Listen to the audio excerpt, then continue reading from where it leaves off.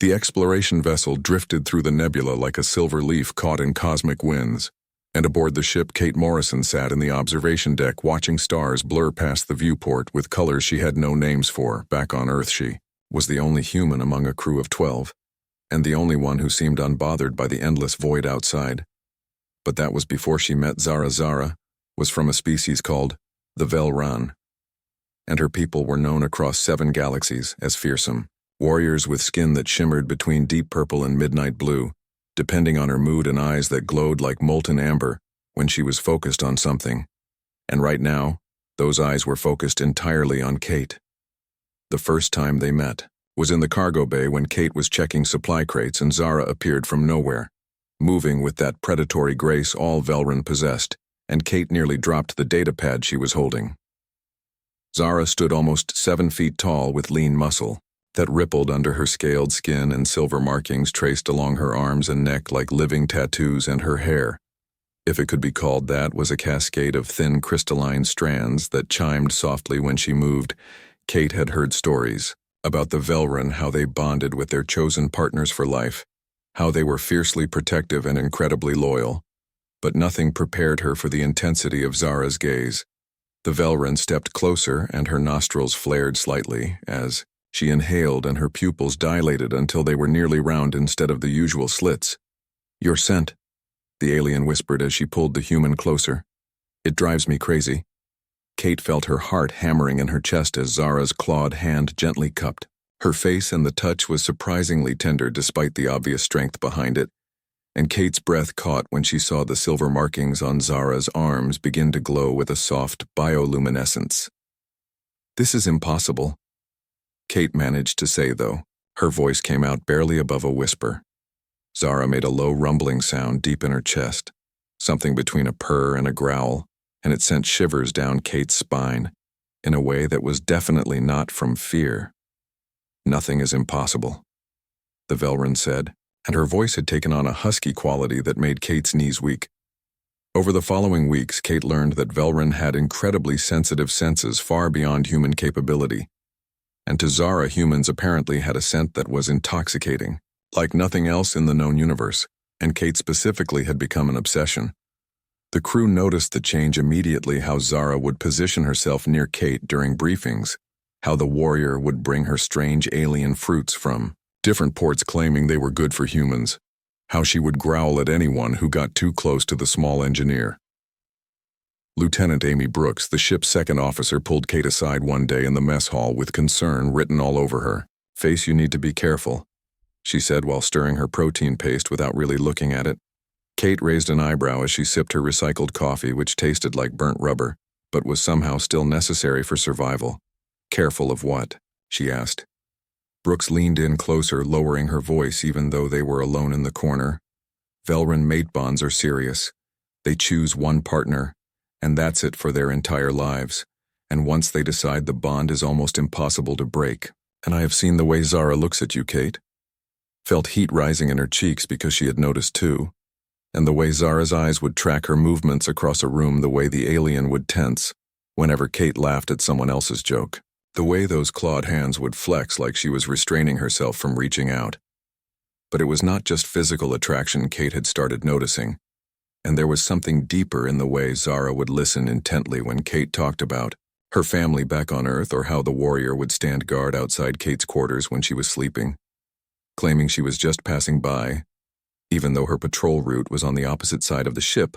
One night, Kate could not sleep, and she wandered down to the observation deck again and found Zara already there, standing before the massive viewport with her crystalline hair catching the light from a nearby star system.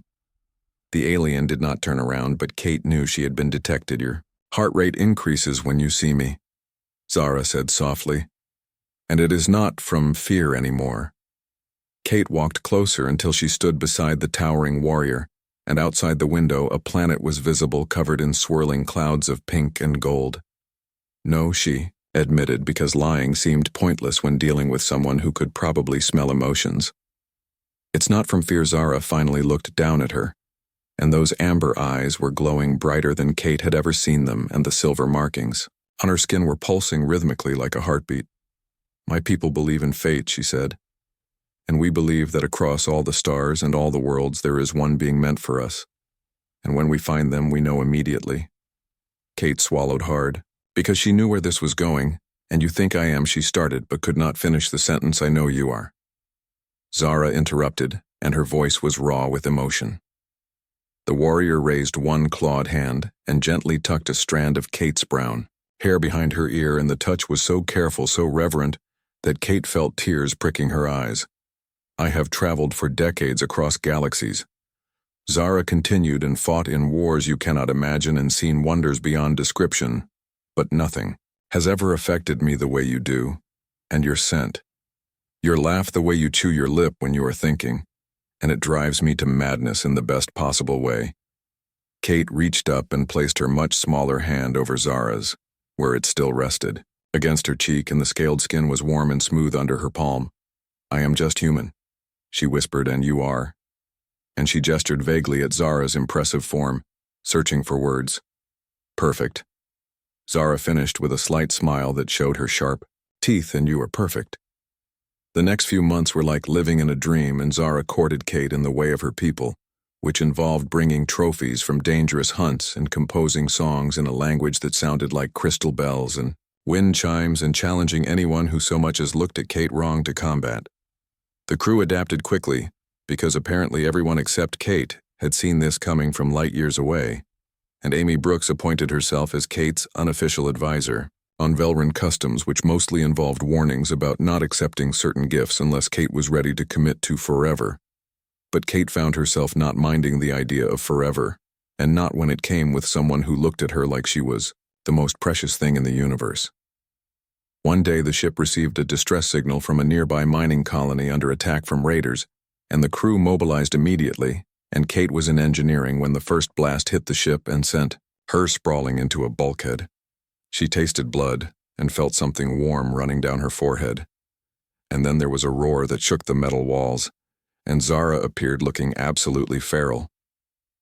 The warrior crossed the room in 2 strides and caught Kate before she could fall, and those amber eyes were wild with panic and rage. You are hurt. Zara growled, and her voice had dropped to a register that Kate felt in her bones. It's just a cut.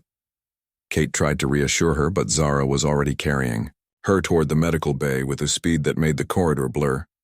The battle was brief and brutal, and the crew repelled the raiders, but not before several injuries, and Zara never left Kate's side the entire time, refusing to return to her post, even when the captain ordered her directly. When the medic finally cleared Kate and assured everyone she was fine, Zara took her back to the Velran's own quarters, and Kate had never been inside before, and was stunned by what she saw. The room was covered in things related to Kate, and sketches of her face done in some kind of luminescent ink, and small objects Kate had mentioned liking, and even a piece of fabric from Kate's old uniform that had gone missing months ago. You kept all this, Kate whispered, as she turned in a slow circle. Zara looked almost embarrassed, if a 7-foot-tall alien warrior could look embarrassed, and her markings flickered uncertainly. I wanted to know everything about you, she admitted, and I wanted to keep pieces of you close when you were not with me. Kate walked back to where Zara stood, and she had to crane her neck to look up into those glowing eyes.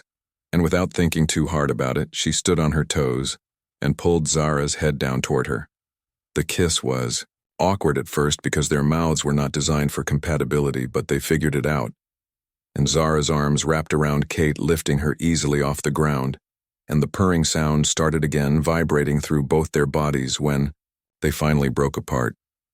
Zara rested her forehead against Kate's, and her crystalline hair created a curtain around them. Both bond with me, the alien whispered, and stay with me across stars and time, and I will protect you and cherish you until the universe itself ends.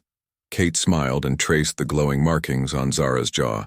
Yes, she said simply, because some decisions did not require long contemplation.